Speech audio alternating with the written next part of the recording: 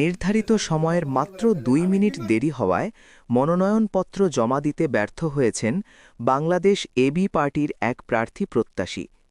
এতে চরম হতাশায় নির্বাচন কার্যালয়ের সামনে অঝরে কান্নায় ভেঙে পড়েন তিনি।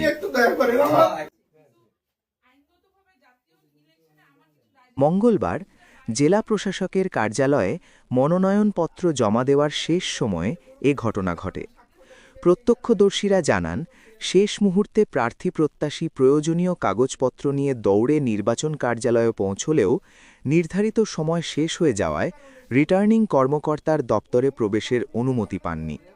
এ সময় তিনি বারবার অনুরোধ জানালেও নির্বাচন সংশ্লিষ্ট কর্মকর্তারা বিধিমালার কথা উল্লেখ করে মনোনয়নপত্র গ্রহণে অপারগতা প্রকাশ করেন।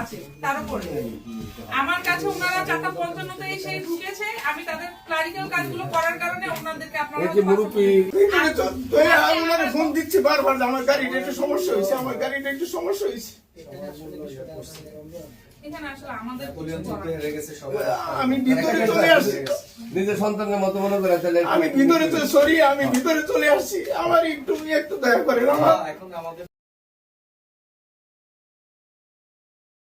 এতে তিনি